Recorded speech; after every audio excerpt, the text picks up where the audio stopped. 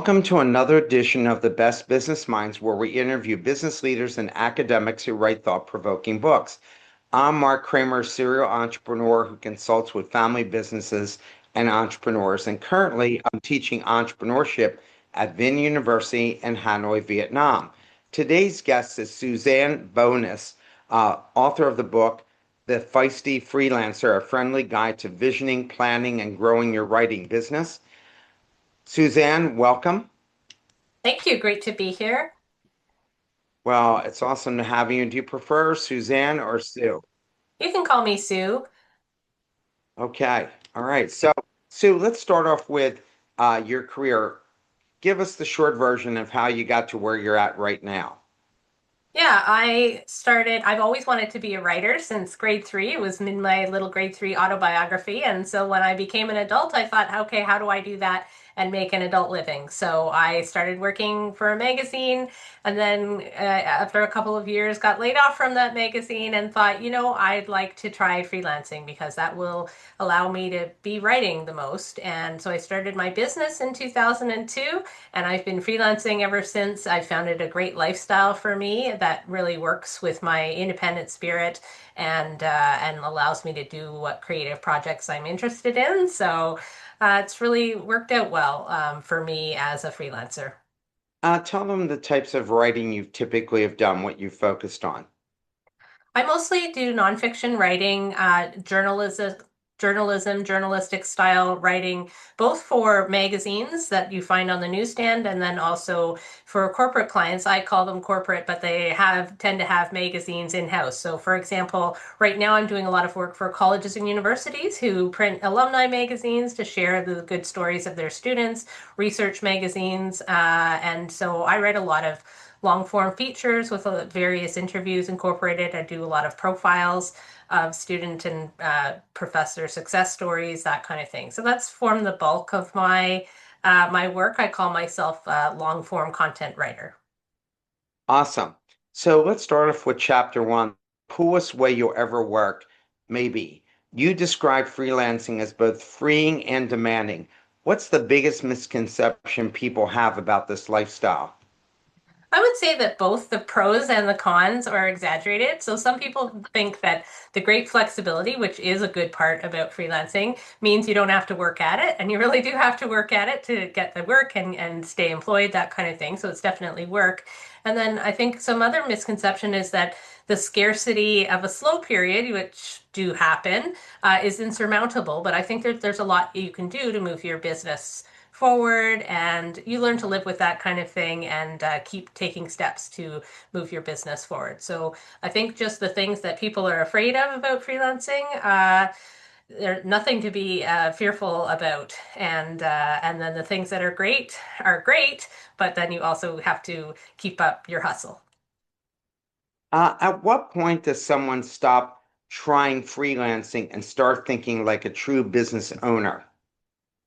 I think that's a great question. For me, I started full time, and I think it's really when you go full time with it, you start thinking about how to plan a business, making a 1 year plan and a 5 year plan, eventually a retirement plan. I think you always think as a business in terms of your professionalism. So I would encourage anybody, even starting out part time, to do that.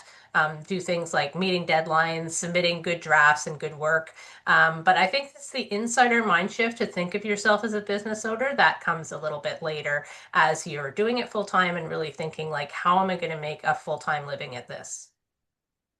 How much is AI affecting your line of work? Because I understand that there are magazines that are using AI to generate articles and giving itself bylines, like creating names.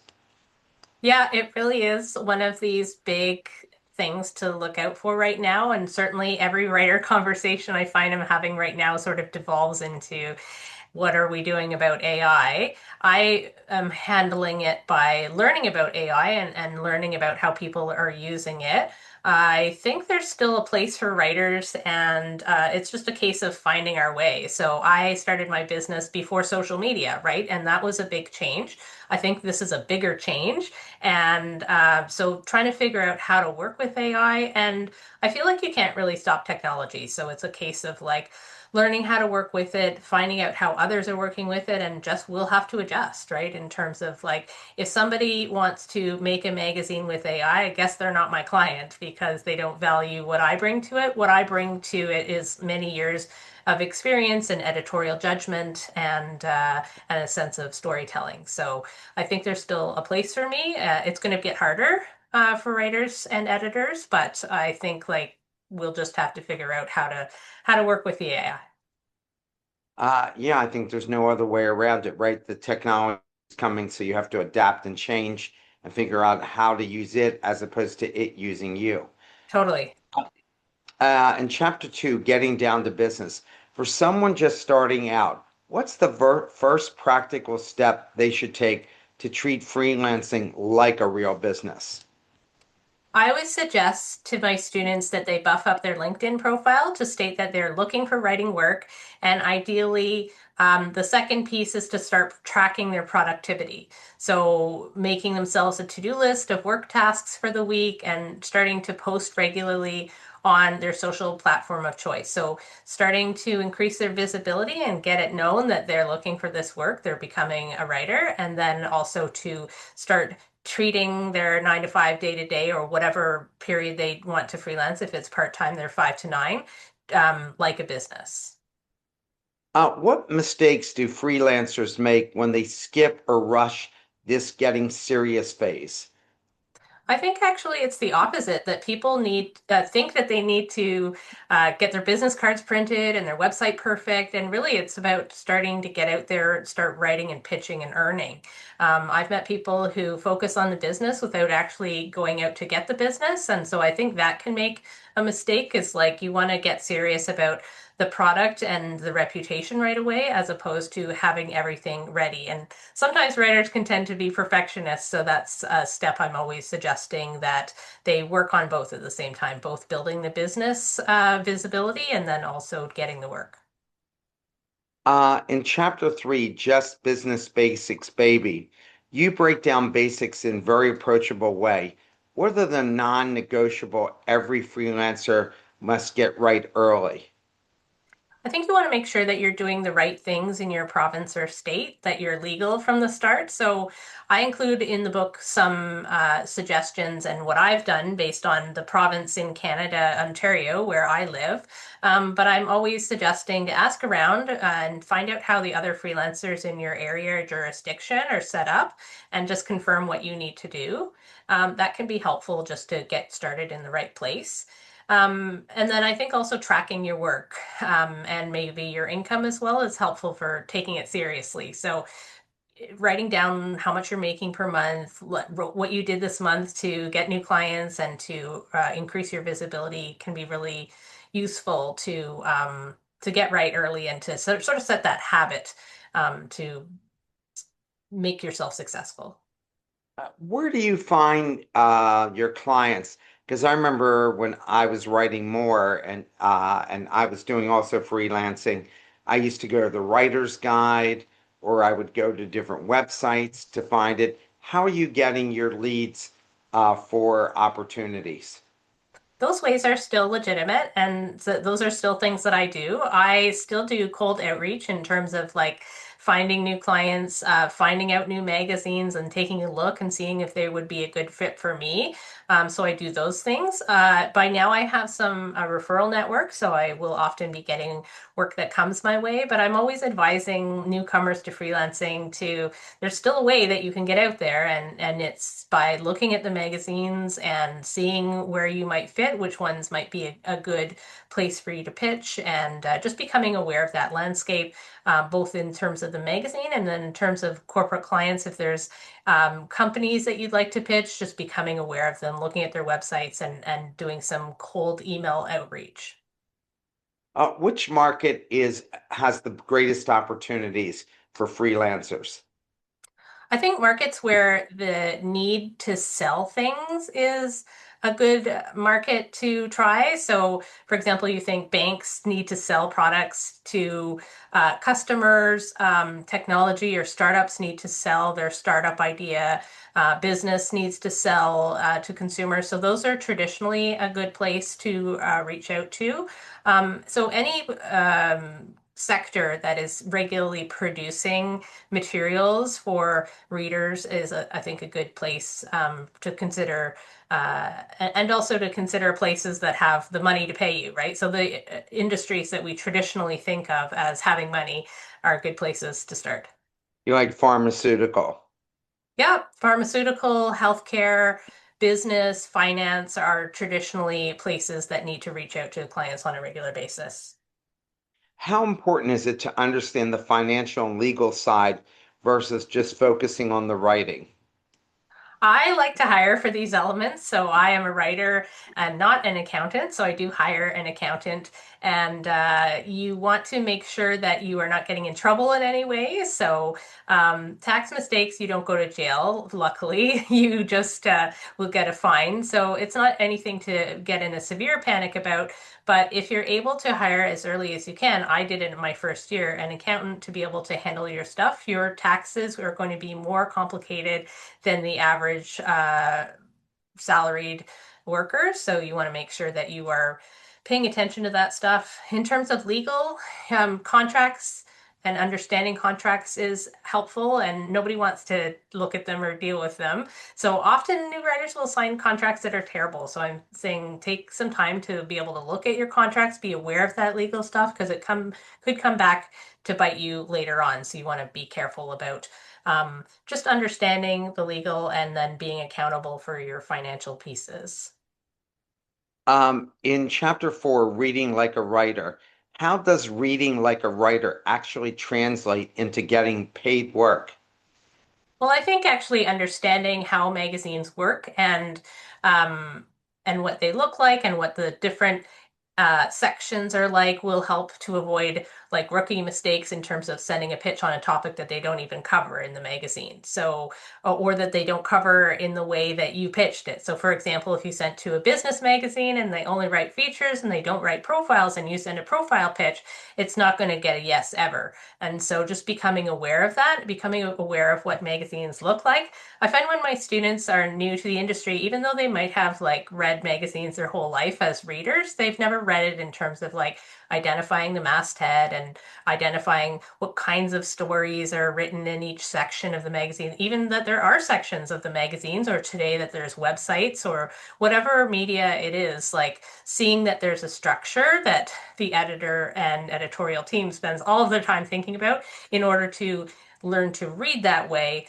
it's helpful to make your pitches successful. What habits separate average writers from those who consistently improve and stand out? I think it's useful to read examples of good writing and learn from them. So I will often read the winners of awards. So, for example, the American Society of Journalists and Authors, I'll read their award-winning stories every year and just see like what's out there that is getting noticed and recognized. I also try to attend a conference or two to get some professional development, and at the same time, I get to meet other writers. So I think just always looking for opportunities to become better professionally is useful. And for me, that's returning to reading. In chapter 5, the art of the pitch, what makes a pitch impossible to ignore in today's crowded freelance market? Well, I always tell my students that any newcomer with a fantastic idea that only they can write about can really vault over an old timer like me. So always being on the lookout for great ideas, I think, is my best advice there. Can you share a common pitch mistake that instantly signals this person isn't ready yet? I think pitches that don't fit the magazine. So, for example, as I mentioned, if you pitch a profile and they only run articles with quoted interviews, then that's going to show that you haven't really read the magazine and you don't really understand what they're looking for. Or, for example, if you pitch just a profile of a CEO of a startup to a magazine that only covers big business, then that's not going to be a fit there. And it just shows you haven't done your homework. And sort of why should they take a chance on you as a writer if you haven't even bothered to know what the magazine looks like? So that can be a common mistake. Question here from the audience. Excuse me. These days, writers from places like India can offer writing services in English much cheaper. How do you sell yourself to clients considering the cheaper options are not just AI? That's right. And I mean, has been the case for quite a long time. And I've had students who are from India and trained in Canada and come over and become writers. They're skilled and it's just a difference in terms of responding to the Canadian market, that kind of thing. So I know that those writers are out there. I don't have any way of dealing with the price difference, and I just pitch myself as a Canadian writer, but welcome and know that writers are competing from everywhere. Can you compare to the Canadian and American markets as being asked by the audience? That's a really good question. And I feel like there isn't that much difference. The only difference, of course, is because Canada is a tenth of the size of the United States. And so we have a lot fewer magazines, and there's a lot more magazines in the States. I would love to write for more of them because they pay better. They tend to pay better than Canadian magazines. And then, of course, our dollars difference is significant right now. So yeah, they have the similar kinds of magazines. Like we have a magazine in Canada called The Walrus, which is sort of similar to The New Yorker. We have a magazine, Newsy magazine here called Maclean's, which is sort of similar to like Newsweek and Time. So we sort of have some equivalent magazines. We have women's magazines, for example. And so there's lots of opportunity to write for magazines in Canada for Americans. And then we always look to America and we're eager to write for your magazines as well. So there's the same equivalent of magazines there. There's just a lot more in the US. So we're always looking to see if we can cross over. And definitely lots of writers from each country write for the magazines in the other country. If you're trying to get publicity, and I'm talking about from the side of the person who's looking to build their brand and raise their image, what's the best way to pitch to freelance writers? If you're trying to raise your profile, I think Yeah, just you want to getting get an article written about you or your company or your oh, product. yeah, I think too. So there's a whole public relations industry, and so connecting with a media relations or publicist, I think would be a useful way. And then also identifying if you identify like a magazine you might want to be in, either pitching the magazine with yourself as the product, and or pitching a specific freelance writer. I've definitely get approached to cover something, and I get a lot of pitches myself. And so some of them where I would find interesting, I'd follow up with them to find out more about the story, kind of thing. So I would say like approach both the magazine editors and then also the writers directly if you can identify who would be a freelancer who writes in your area and is looking for story ideas because we're always looking for story ideas. And are you better off sending like an email with some bullets as opposed to like a press release? I think both. I think the more you can personalize it and tailor it to the individual person, the more that you can sort of show that you know what they like to write. I think those are the most successful ones that I answer in terms of the description of the story. As I mentioned, it's the story idea that I'm looking for, and I find often when I get a press release, it's more focused on the product and less focused on the how I could work with the story idea. So anytime you can come up with a specific story idea, I think that's useful. Yeah, I find myself pitching to me for my podcast, and people tell me all about this person. Then I write, "What book did they write?" And they go, "Oh, sorry, they never wrote a book." Oh I'm no. like, You didn't do any homework Yeah. on what I'm doing here." And I find Yeah. that's very frustrating and time consuming when they Yeah. go into that. Yeah, it's interesting. Both ways. I'm pitching a book now, so I'm trying to figure out like what are the ways that I can be helpful when I reach out to podcasts or for interviews, that kind of thing. So I'm trying to think of like what are my stories that I can tell and my expertise, that kind of thing. And that's interesting after so many years of being pitched as a writer and hearing and I know that the best pitches are the ones that are specific to me. How long did it take you to write your book? So it's a funny origin story because I actually started my book. I helped to create a writing program at my local college in Toronto. And so, as part of that, I was teaching a course on freelancing, didn't see a textbook that I found useful out there, and so wrote my own ebook for my students. And so it evolved over about 5 years as I got more questions from my students and incorporated that into the book. I had always wanted to write a nonfiction book and to share that information more widely. So then I pitched it to a publisher and expanded the book. I added a few chapters, the one on AI, for example. I added a chapter on productivity. And then I added a bunch of interviews with other freelancers to expand the stories beyond what I do as a freelancer. And so that became the book. So the actual process from writing, from submitting or getting the book contract to publication was about a year and a half, but it started earlier than that. And how many hours a day did you work on writing your book? Because when I wrote my books, I would write an hour a day during the week and all day Sunday. I would just write from like 8 in the morning till 5, 6 o'clock, and I would go write 60,000 words in 9 months. What's your process?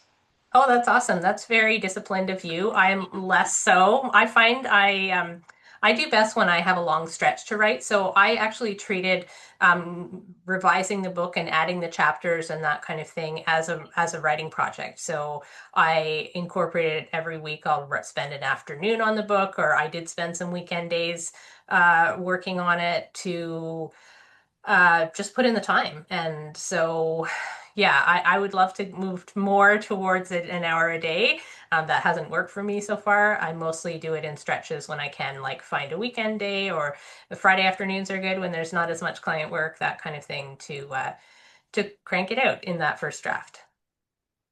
Well, since it wasn't the primary way I made my living, I had to discipline myself and have a set schedule, or I wasn't going to get it done. Yeah, that's great. That's how I'm working on my novel. I'm trying to do like set hours in the week kind of thing, and yeah, it's a challenge. In chapter 6, how do you write an article? What's your process for turning a rough idea into a publishable article? Yeah, so I sort of outline this in the chapter, and I take a structured approach. So first, I make a work back schedule, working back from the deadline to today. So if the deadline is a month from now, I say, well, what do I have to do this week and week 2 and week 3 and 4 in order to get that finished article out? Then I start my background research. That's usually the first thing, to make a list of people to interview and start reaching out to them early, because I find it's their time is the thing that I can't count on in terms of their availability. Once I've started interviewing as early as I can, I make an outline, or either in my head or on paper, and then I start to write the easiest part of the article first, which is often not the opening. I'll write whatever is makes the most sense to me or comes to me most naturally, and then I'll write it from there. Then I'll write the second easiest part, for example. And then after I have the full draft, then I will edit after a day of rest. So I need a little bit of time away from it, and then editing and proofreading, that kind of thing, until it's done. A question from the audience. It sounds you write a lot for magazines. Do you also write for digital platforms? If yes, how much time do you spend to understand search engine optimization, considering Google makes 600 updates per year to its algorithm? What advice do you have for writers for digital?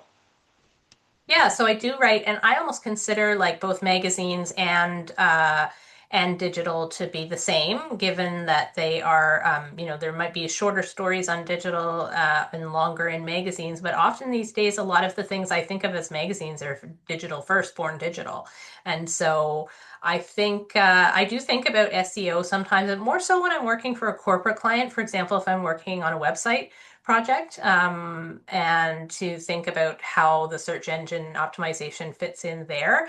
When I'm writing a narrative article, I can say that like the writing style has changed over the years to become more internet friendly and scannable. So, for example, writing shorter sentences, shorter paragraphs, using a lot of subheads these days is pretty common. So, I will often look at the publication and see what's their style. Do they use subheads? If so, then I will use subheads, right? So, I try to submit the draft to suit the digital publication.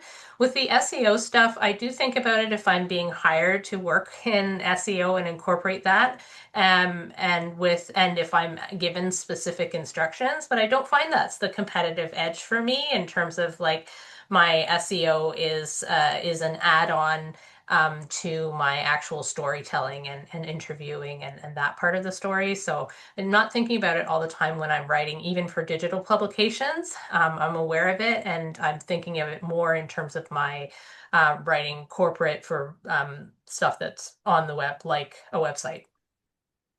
Um, where do most freelancers struggle in structure, storytelling, or execution? I think it's the classic procrastination is the struggle. So not giving yourself enough time, especially for that final edit. And I think also in not thinking like a reader and realizing the information that the reader needs. So I deal with this by sometimes if I have a complex story that might not be as accessible to the reader, having a friend read it over, that can be really useful to give you that outside sense because by the time you've worked on a story for a while, you're really close to it, right? But then your editor will also have your back. So often I'll get a draft back from an editor and they'll say, well, this section could be developed a little bit more. And I don't realize that because I'm immersed in the story that not everybody knows the technical elements of something that I now know as an expert. So I need to incorporate more of that. So I think just knowing about structure can be useful. And that comes with practice and experience. In Chapter 7, pitching corporate clients, how is pitching corporate clients fundamentally different from pitching publications? I would say that you are the star of your corporate pitch, whereas your idea is the star of the publication pitch. So really, it depends on having a fantastic idea when you're reaching out to a magazine, and you can be a great writer, and they'll say, "Hey, you're a great writer."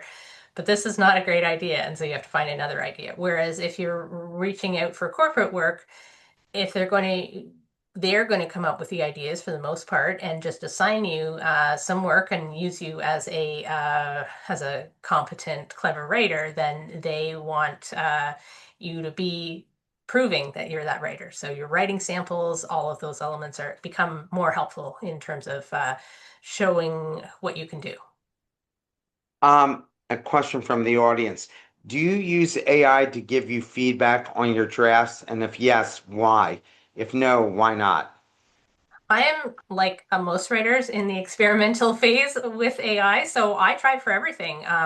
And so, yes, I've submitted an article to AI and saying, can you make this shorter? Can you make it more punchy? Can you make it more SEO friendly? That kind of thing, and see what it comes up with. And it sometimes it comes up with some good suggestions, and then sometimes the suggestions are bad. And so, like again, I need my editorial judgment in there to know that. And so I feel like that's my experience that I bring to it. So certainly I think of AI as a tool that's useful. I think you just have to know when to say yes and no to it, and it's still a work in progress. Like it's not every suggestion that it makes is not great, and then you have to really think it through. But it can be a shortcut. So I will continue to use it and to experiment with it and see how it works best for me in my process. Uh, what mindset shift do freelancers need to successfully move into higher paying corporate work? I think you need to think of yourself as qualified to work for those organizations. So that's why I suggest starting with a niche and ideally a niche that you know something about. So whether that's by training or whether that's by enthusiasm. So if you're an accountant by training, like I would say start pitching accounting firms and highlight your years of knowledge and experience kind of thing.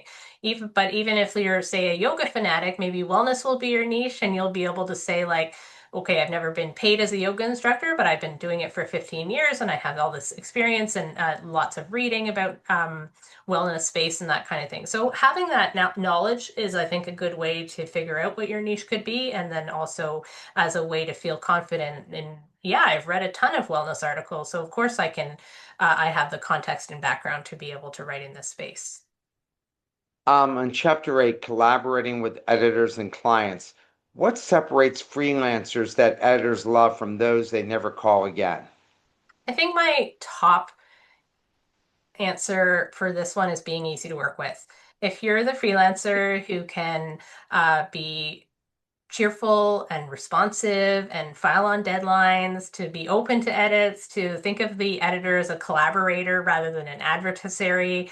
I think that can be the best way. I'd always rather, I've been on both sides, when I'm working as an editor, I'd always rather work with somebody who is easygoing, but also shares my goal of creating a good product. So collaboration, I think, and being a friendly person can really be helpful.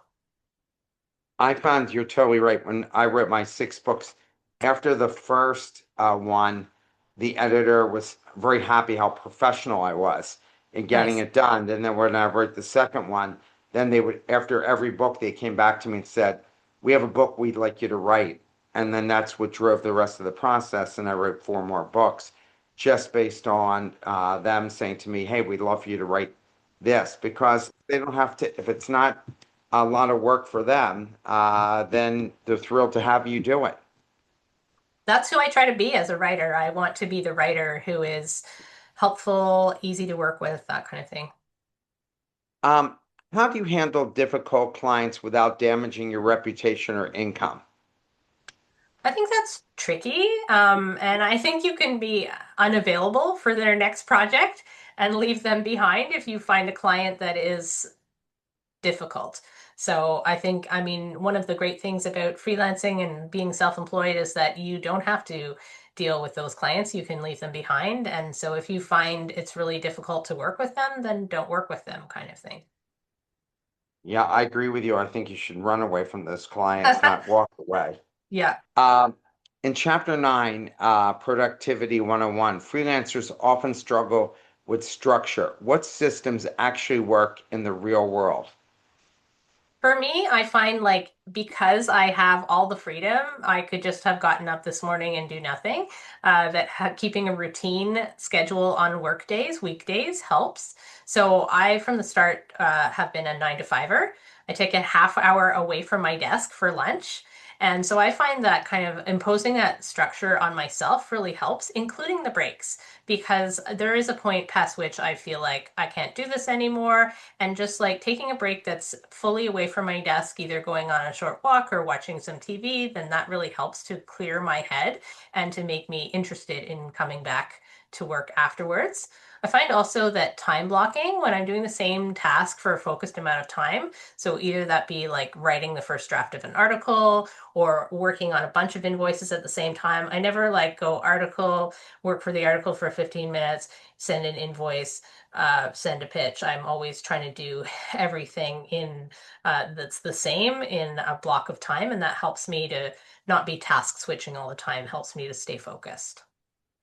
How do you balance flexibility with discipline without burning out? I think sort of similar answers. So my time structure really helps in terms of ending my day at 5 o'clock, or if I have a project or a day that seems to be going longer, then I take a break at 5 o'clock, and then that sort of clears my head, and I really get to think. Do I really need to keep going and working all night on it? No, I don't, right? And so that keeps me balanced that way. I also like to travel, so I schedule vacations to have some deliberate time off. And then I also pay attention to my energy levels. So if I'm nearing burnout, I can take a day or a long weekend or something like that. And I try not to work on most weekends. So just giving myself that time means that I feel rested and enthusiastic still for when I have to use my creative energy. In Chapter 10, Pricing Services and Getting Paid, pricing is one of the hardest parts. How should freelancers think about their value early on? And that's for anybody who does any kind of consulting, right? Totally. I find that finding out what others charge in your industry can be really useful so you can have backup. Can be challenging sometimes, but there are some lists published online. For example, in the writing world, there's the Editorial Freelancers Association in the United States, and they publish a rate card in terms of how much people charge for editing, that kind of thing. There have been other rate cards that go around periodically. I did a very small survey in my book in terms of finding out what people are charging for writing and editing services.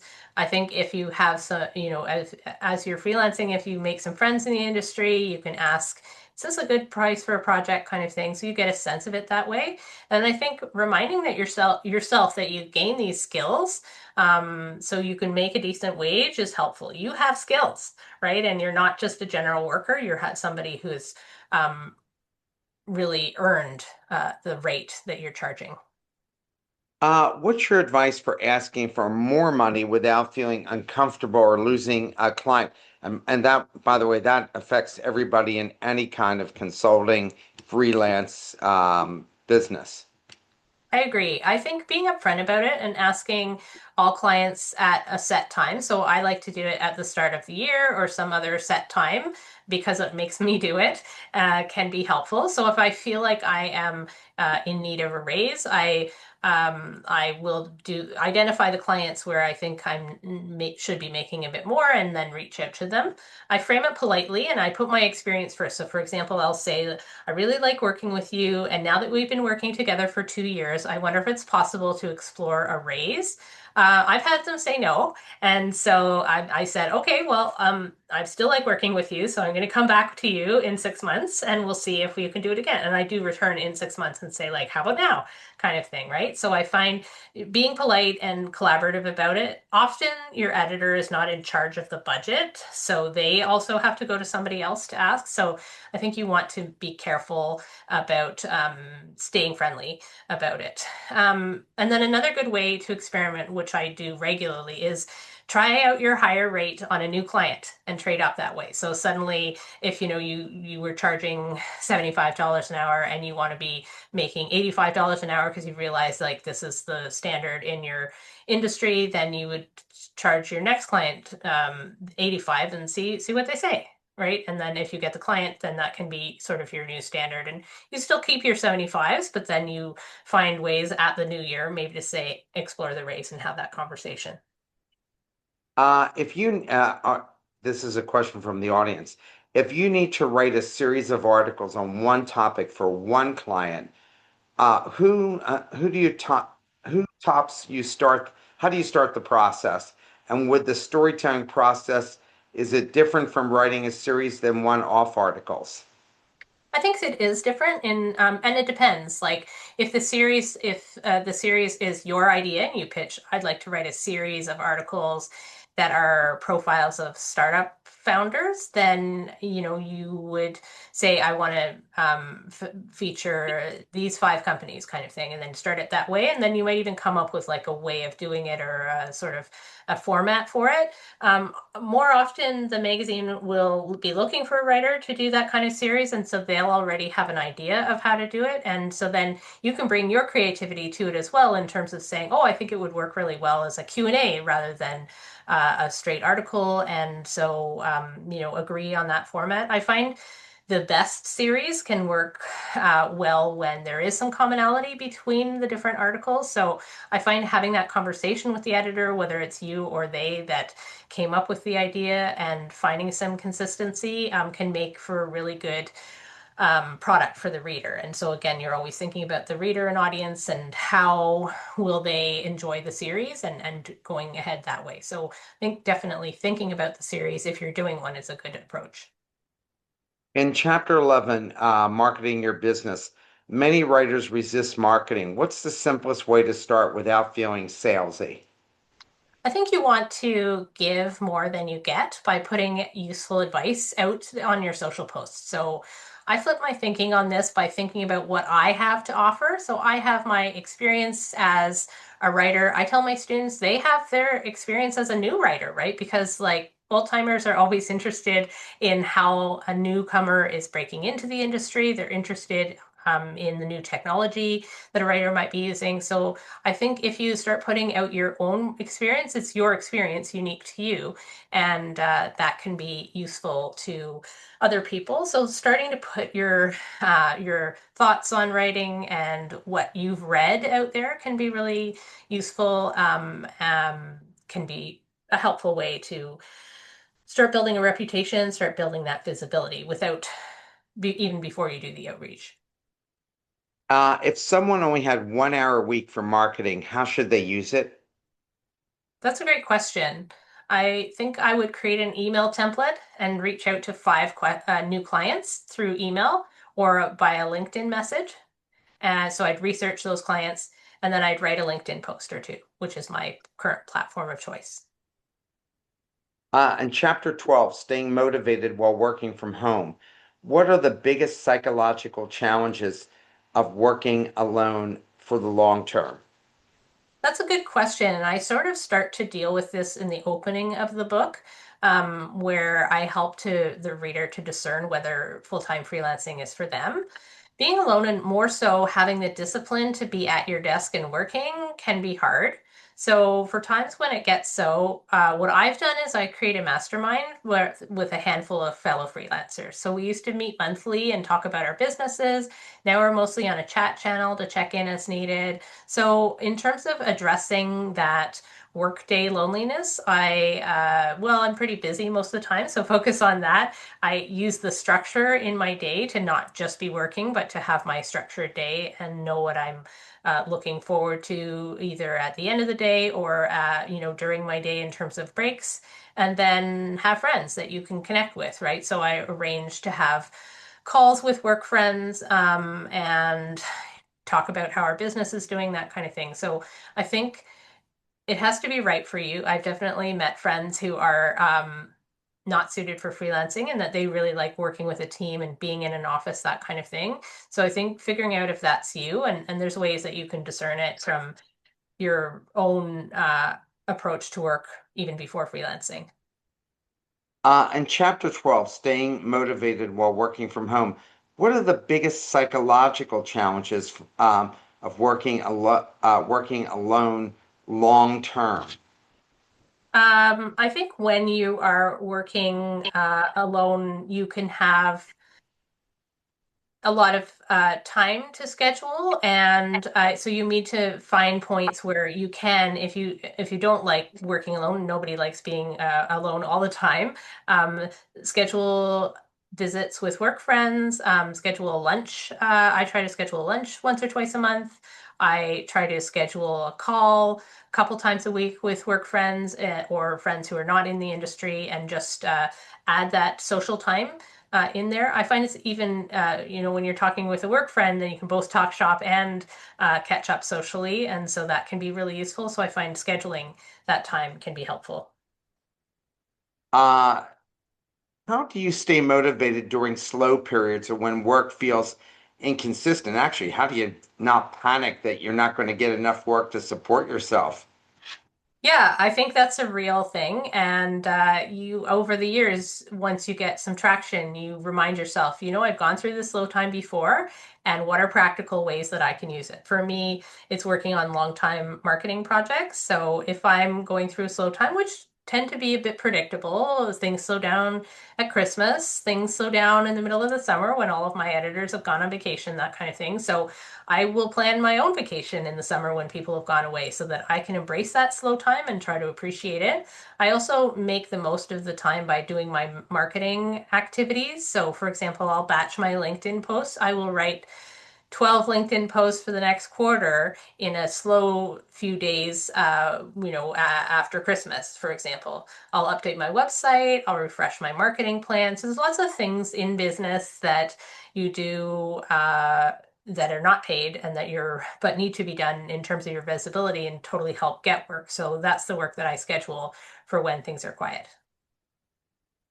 In chapter 13, advancement strategies for successful freelancers, what does leveling up actually look like for a freelance writer?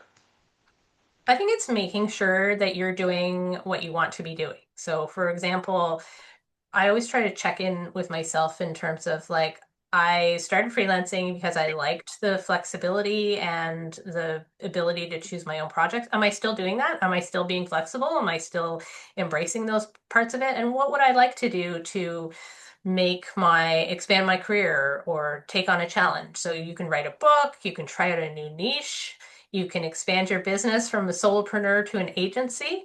I try to reconnect with my freelance life and think about how are ways that I can make it more challenging. What could I do that would be interesting to try out? And I've done all of those things, try out a new niche and see how this works and maybe get a couple clients from it. And if it doesn't work, then, or if it doesn't feel great, then it's not for me and I leave it behind. So I'm always kind of checking in a couple times a year to make sure that I feel like I'm moving ahead as a freelancer. Do you live below your means? Because I always have for my consulting practice. I always try to live below my means and save up at least 6 months, if not a year's worth of money. How do you handle that? Absolutely. I think that's a good thing to do. I live within my means. I have an emergency fund for emergencies, right? If I have like a vet bill or I have a dental bill or something like that, or something goes wrong with my car, then I need to have that money to call on. So I try to keep that in place. I also have a line of credit that I use willingly and regularly to if I have like um, the need for that. I try to save for retirement. I have like a retirement plan and a financial plan and that kind of thing. So all the things that you would do in a regular salary job, I make sure that I set up for myself. And that does help a lot with the panic to have some resources in place if you ever go through a slow time. How do you know when it's time to raise rates, specialize, or pivot your niche? So I mentioned that I like to plan ahead a couple times a year. So sometimes that'll be on a Friday afternoon or a weekend day. I'll often do it at New Year and then in September. And so twice a year, I try to assess how am I doing? Am I still getting a lot of work in my niche? Is it still a good niche? Am I still interested in that kind of thing? How am I doing client wise? Am I still getting the rates that I'm interested in?